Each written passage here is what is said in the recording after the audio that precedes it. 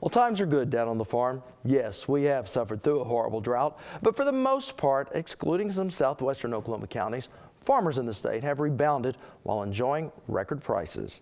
But in a business where one has to be as mindful of the markets around the globe as the weather up above, there are some lingering issues out on the horizon that has those in the ag industry paying close attention. Here's our Andy Barth. Well, agriculture is a foundation industry for the state of Oklahoma, and for those who work the land, this past year was one of rebuilding. As a year of mostly cooperative weather and predominantly good crops come to a close, Oklahoma ag producers came together to look ahead.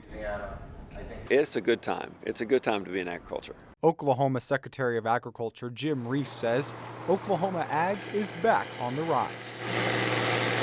Currently, we're doing pretty well. You know, if you take the last 20 years and pull out the last 3, commodity prices have been close to double the previous 17 years.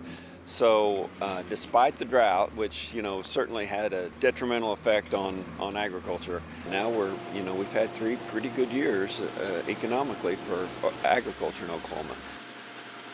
And while weather will always dictate agriculture success in Oklahoma, 3 other factors are increasingly impactful: global demand, water, and workforce.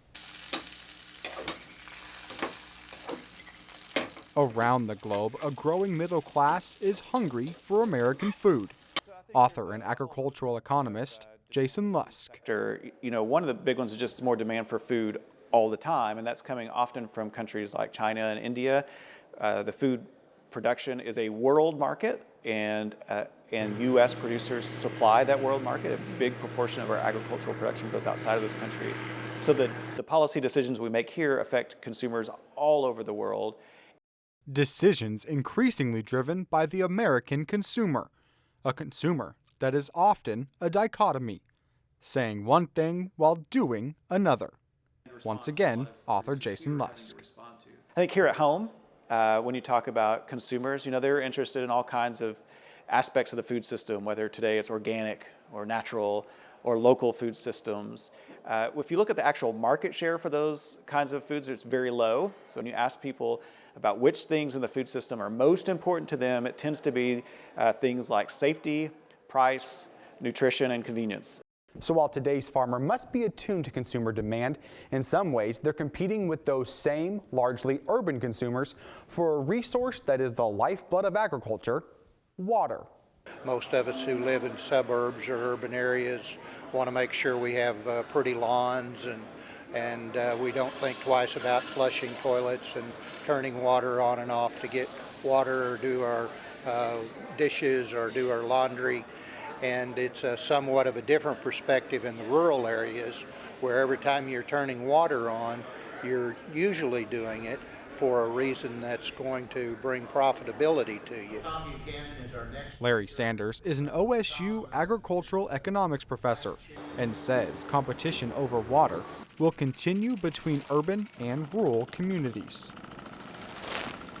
Right now, we have more water than we need in the state, and that's likely going to continue. The basic issue is we need the water at a certain time, at a certain place, at a certain level of quality, and at a price we're willing to pay. Decisions being made in an aging population.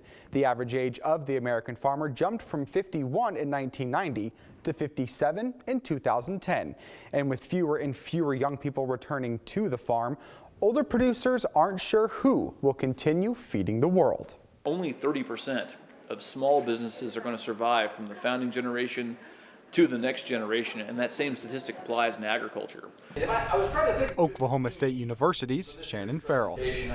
So if we really care about our farms staying intact and staying in our family and remaining viable, we've got to come up with a way to get around that statistic. And what the research suggests is that if we can help the next generation slowly grow into that role, gain experience, kind of gain ownership over time, rather than shifting everything all of a sudden when a generation passes away, we greatly increase our odds of success.